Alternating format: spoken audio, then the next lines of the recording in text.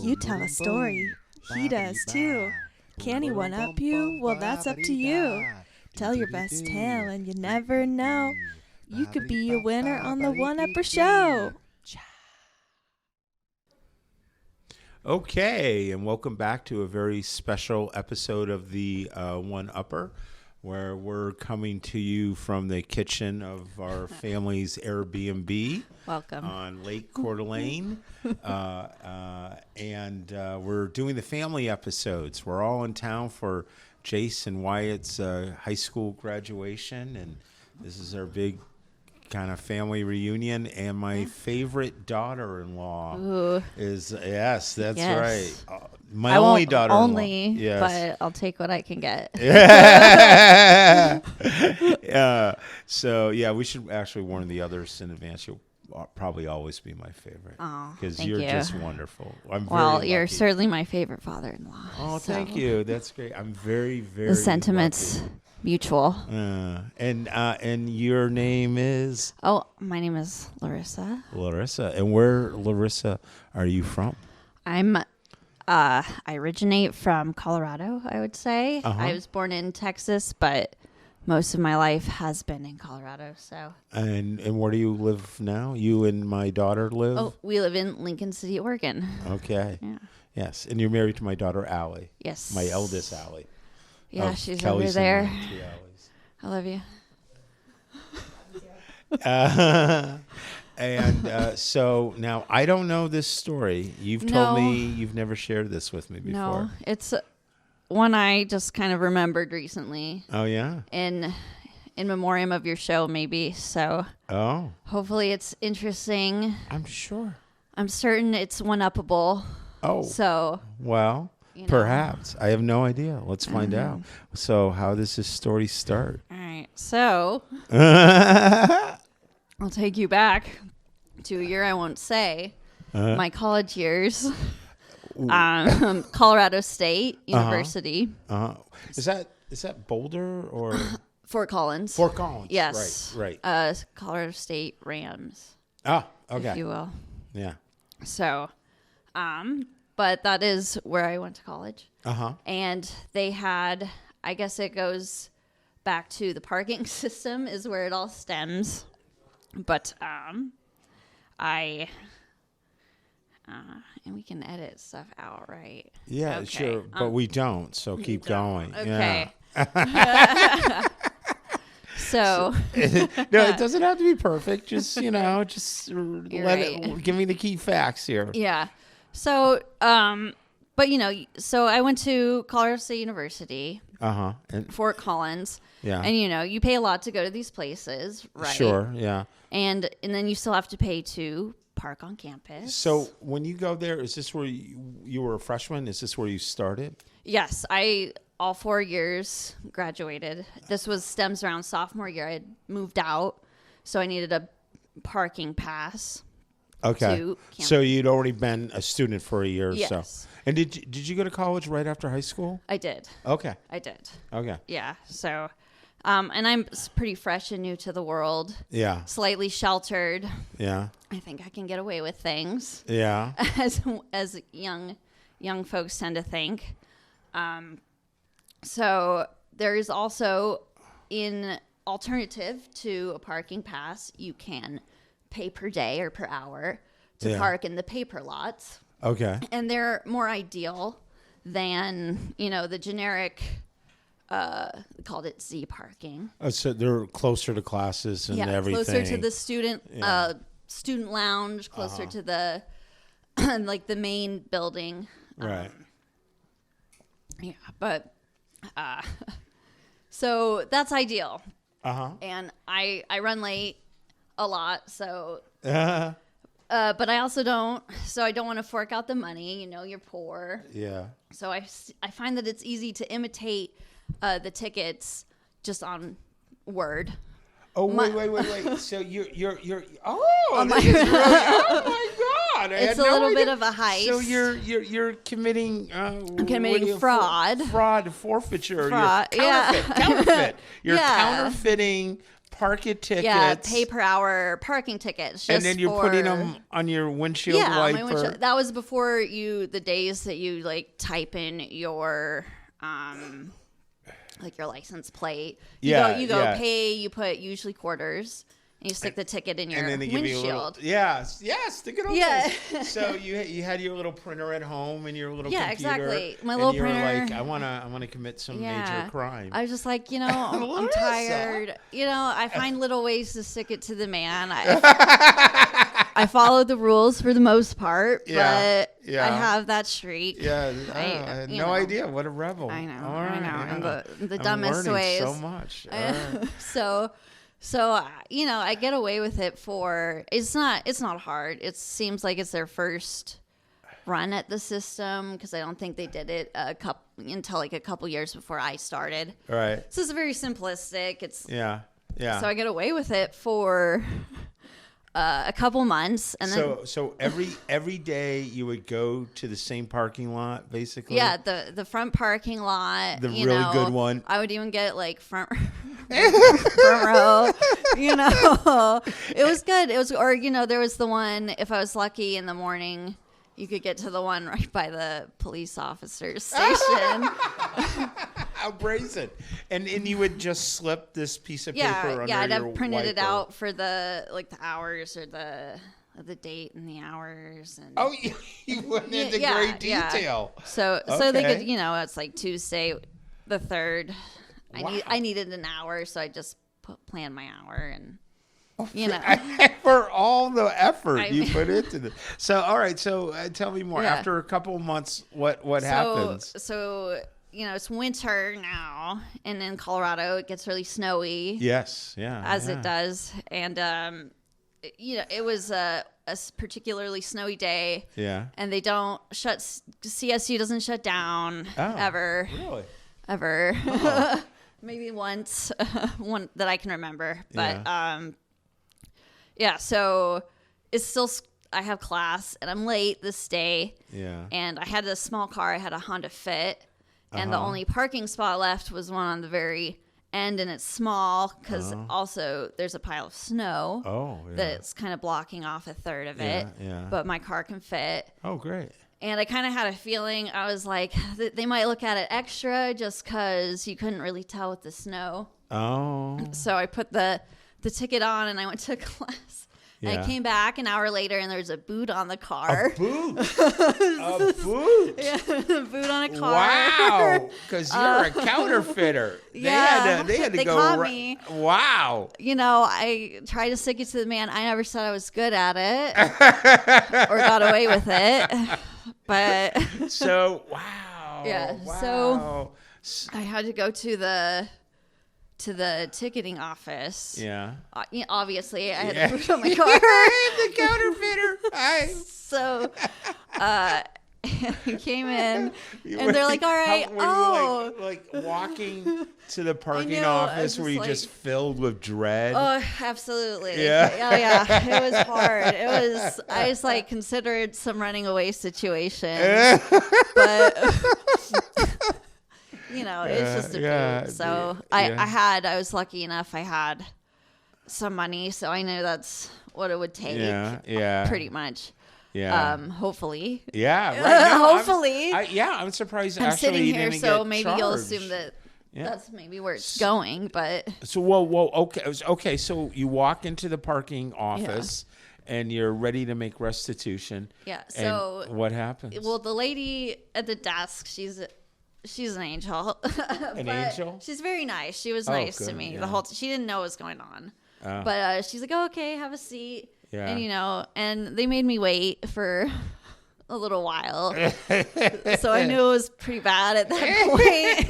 They were strategizing. Yeah, I was like sitting there and I was like, I'll study a little bit. I'm like, I'm sure it's just like, hey, don't do that. And we'll come get the boot off. Here's the ticket. But the longer I sat there, I kind of, understood where this was going. Oh, what were you? I don't understand where this is going. I didn't understand. My dad always told me the cops made you wait to get you nervous. Oh yeah, so I was like, that's true. Uh-oh. They do.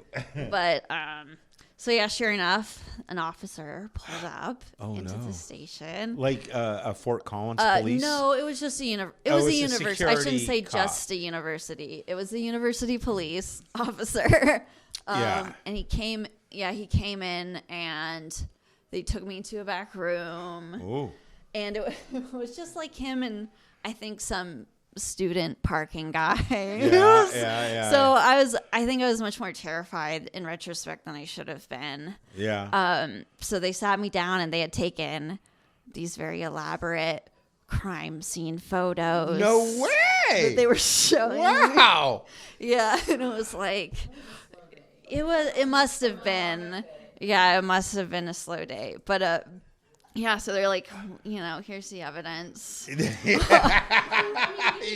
You recognize this car that you're registered to. Yeah, okay. Yeah, so I didn't did you I didn't try and hide it? lie or anything. Were you I confessed immediately. Yeah. But they thought, I think at first they were worried. I don't know what was going through their minds. They thought I was maybe running a ring. What? So they came up. Yeah, they asked me, hey, where did you get these? Like thinking you bought them? They thought I bought There's them. an underground market. Yeah, they were pretty convinced. They're like, if you just tell us where you got these, really? Well, we'll like whatever. They wanted you to roll up on And I couldn't understand that, but I was like, no, I just made this in Word. I said it's very easy. Did they believe you? They did believe me because they followed up with, well, then they thought maybe I ran the ring. They're like, so if we freeze your email, we're not going to find any evidence of you selling this to people. And I was like, no, man, I just wanted to save on parking. It's really very easy to make these. Yeah. And, they gave me the lecture and said, like, we could charge you with fraud. And that was pretty, I was like, hey, I'm sorry. Yeah. I'll buy the parking permit right here, right now. How at this point were you terrified? Or? I was crying. Really? Yeah, no, I was terrified. I was young and inexperienced, and I did the fraud made me start. I was pretty tough up until then, but I broke down. Aww. Obviously, I meant no harm. Right? Yeah. Wow.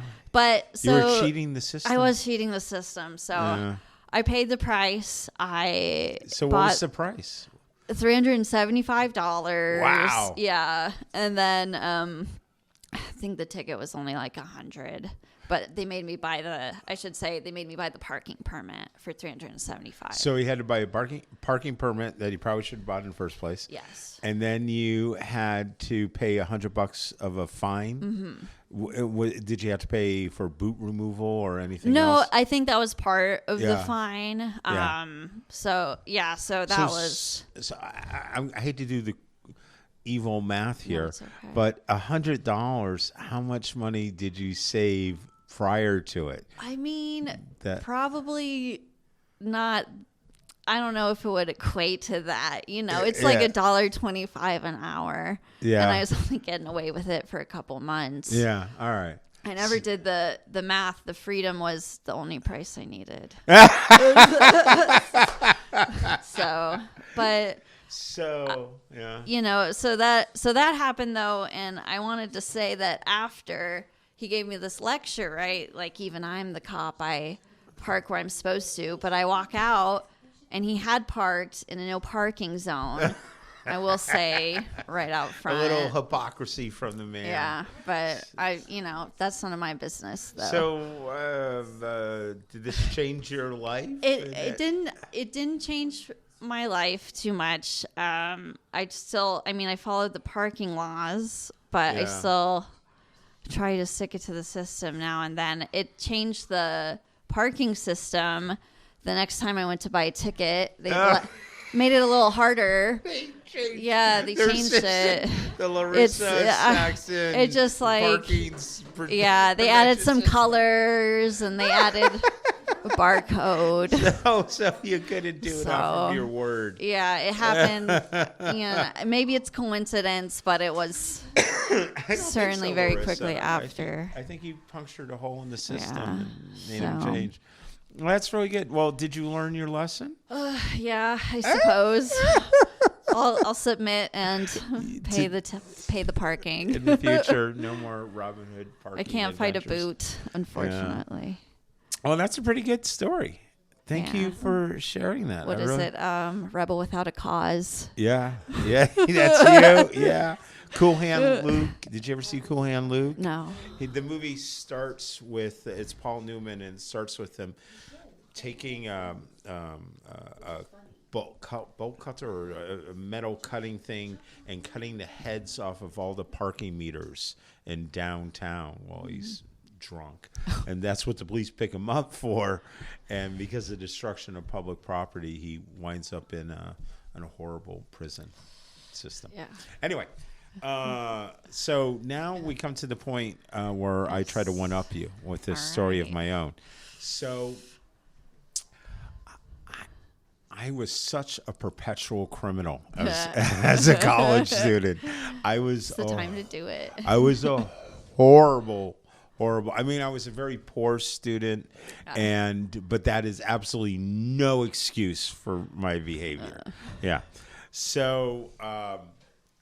I'm gonna one up you. All right. I'm gonna one up you. I got a parallel That's fair. college story. So and it's also a technology story. So you'll like this. So it's like my junior year of college, and you have to buy your books at the bookstore at the beginning of the year, and it always costs like $600-$700 to buy just my books, right? Yeah. But this is the early days of barcodes, and what they do is they have little adhesive stickers that they put on these books as they enter the bookstore that tell the price. So, like my U.S. Politics 101 textbook costs $75. But right next to it, there was a little footnote book, an accompanying book that only cost $7.50. So I would peel the tags off of one, and then switch them onto another. I like that. Yes, right. So, hell yeah. So basically, as I was, I go and I first I test it. I put in 2 regular books, and I put in one book that I switched the label of, and I got away with it, and I saved like $50. Yes. So then I told my immediate friends about it, and they were excited, and then I go back and I start doing a switch as well, and I've got these books, and I'm about to check out, and there's a friend of mine is at the cashier. She's checking out, but she's just an acquaintance from class. Yeah.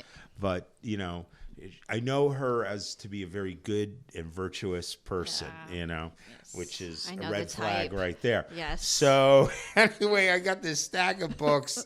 She's going through them, and all of a sudden there's this book that's like this thick, from my biology class, and it's like a $200 book, and the price rings up $385. Oh my god! And she goes, "I don't think this is right."